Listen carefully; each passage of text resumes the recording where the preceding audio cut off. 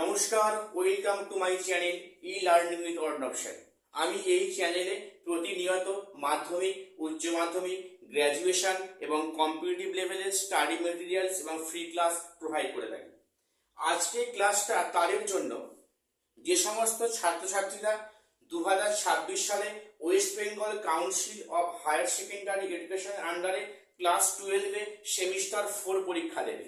সম্পূর্ণ ভিডিওটা তাদের উদ্দেশ্যে। দেখো, তোমরা সদ্য সেমিস্টার 3 পরীক্ষা দিয়েছো এবং তোমাদের আগামী 6 মাসের কোর্স আছে সেমিস্টার 4। তোমাদের 2026-এ সেমিস্টার 4 পরীক্ষা, এটি তোমাদের ফাইনাল ইয়ার পরীক্ষা। দেখো, এখানে আমি আজকে ক্লাসে আলোচনা করব তোমাদের সেমিস্টার 4 ইংলিশ সাবজেক্টে কতগুলো ইউনিট দেওয়া আছে এবং প্রতি ইউনিটে কত মার্কস রয়েছে এবং প্রতি ইউনিট থেকে আমাদের কতগুলো কোশ্চেন অ্যাটেন্ড করতে হবে, এটা আমরা আজকে ক্লাসে জানবো বা শিখবো। আশা করছি আমার ক্লাস তোমরা প্রতিনিয়ত ফলো করছো। আমার ক্লাস যদি তোমাদের ভালো লাগে অবশ্যই চ্যানেলটিকে সাবস্ক্রাইব করে আমাদের পাশে থাকবে। তো আজকের আলোচনা এসো। তোমাদের সেমিস্টার 4 ক্লাস 12-এ 40 মার্কসের পরীক্ষা হবে। যেমন তোমরা সেমিস্টার 3 পরীক্ষা দিয়েছো 40 মার্কসের, কিন্তু সেখানে এমসিকিউ প্যাটার্নে কোশ্চেন ছিল, কিন্তু এখানে আছে ডেসক্রিপটিভ প্যাটার্নে কোশ্চেন, অর্থাৎ এখানে বড় প্রশ্ন বা ব্রড কোশ্চেনের একটা ব্যাপার আছে। এবারে শোনো, আমরা এবারে জানবো যে তোমাদের সেমিস্টার 4-এ ইংলিশে মোট কতগুলো ইউনিট দেওয়া আছে। দেখো, তোমাদের মোট 5টা ইউনিট দেওয়া আছে। প্রথম আছে প্রোজ ইউনিট, যেখানে দুটো আমাদের প্রোজ রয়েছে। তারপর আছে পোয়েট্রি বা ভার্স ইউনিট, যেখানে আমাদের 3টে ভার্স বা পোয়েট্রি রয়েছে। তারপরে আছে ড্রামা বা প্লে, যেখানে একটাই ড্রামা আছে, রাইডার্স টু দ্য সি। এবং নাম্বার 4 বা ইউনিট 4-এ আছে নন টেক্সচুয়াল গ্রামার এবং ইউনিট 5-এ আছে রাইটিং স্কিল। এবারে শোনো, প্রতিটা ইউনিটে কত কত মার্কস রয়েছে জেনে নিন। তোমাদের প্রোজ সেকশনে, তোমাদের প্রোজ অর্থাৎ ইউনিট 1-এ প্রোজ সেকশনে তোমাদের মোট 10 মার্কস রয়েছে। ভালো করে শুনবে, 10 মার্কস রয়েছে। এখানে তোমাদের প্রোজে দুটো প্রোজ রয়েছে, যার নাম হচ্ছে Alice in the Wonderland down the rabbit hole, এবং নাম্বার 2 আছে 3 কোশ্চেন্স। এখানে তোমাদের পরীক্ষায় 2 মার্কসের কোশ্চেন 4টে পড়ে। ভালো করে শোনো, 2 মার্কসের কোশ্চেন এসএকিউ 2 মার্কসের কোশ্চেন 4টে পড়ে। তোমাদের সেখানে দুটো কোশ্চেন অ্যাটেন্ড করতে হয়, অর্থাৎ তোমাদের এসএকিউ তে আছে 2 into 2 অর্থাৎ 2 দুগুণে 4 মার্ক রয়েছে। তোমাদের এসএকিউ প্যাটার্ন, অর্থাৎ এই দুটো প্রোজ থেকে 2 মার্কসের কোশ্চেন 4টে পড়বে, দুটো করতে হবে। এবং এখানে ব্রড কোশ্চেন 6 মার্কসের কোশ্চেন দুটো দেবে, এখান থেকে একটা, এখান থেকে একটা। তোমাদের একটা প্রশ্নের উত্তর অ্যাটেন্ড করতে হবে, অর্থাৎ সেখানে আছে 6 into 1 is equal to 6। এই 6 হলো মোট 10 মার্কস। অর্থাৎ প্রোজ থেকে 2 মার্কসের কোশ্চেন 4টে পড়ে, দুটো করতে হয়। 6 মার্কের কোশ্চেন দুটো পড়ে, একটা করতে হয়। এবার এসো ইউনিট 2 ভার্স বা পোয়েট্রি, যেখানে তোমাদের 3টে পোয়েট্রি আছে।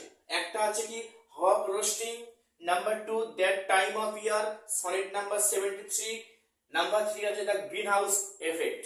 এই যে 3টে তোমাদের পোয়েট্রি দেওয়া আছে, এর মধ্যেও এখানে তোমাদের 10 মার্কস রয়েছে। 10 মার্কস রয়েছে। তোমাদের এখানে কেমন কোশ্চেন হয় as well as pros section.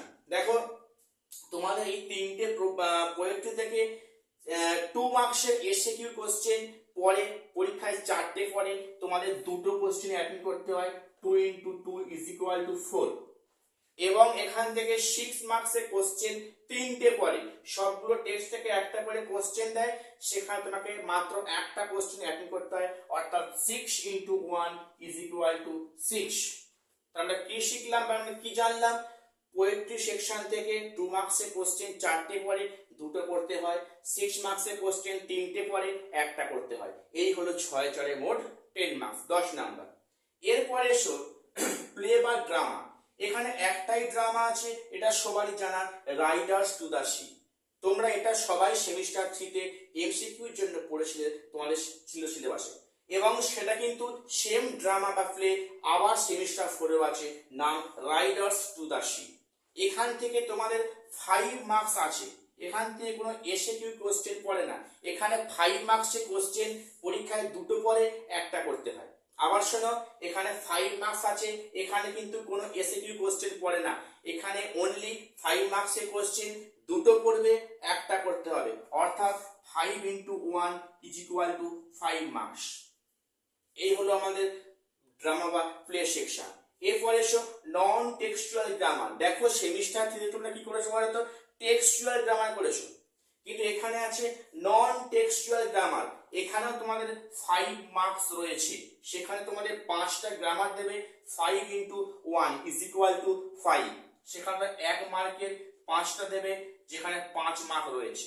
এবারে এই নন টেক্সচুয়াল গ্রামারের সিলেবাসটা কি, দেখো তোমরা সেমিস্টার 3 তে যা যা করে এসছো সেগুলো এখানে আবারও আছে। দেখো আছে সিনথেসিস, স্প্লিটিং, ন্যারেশন চেঞ্জ এবং এরর কারেকশন।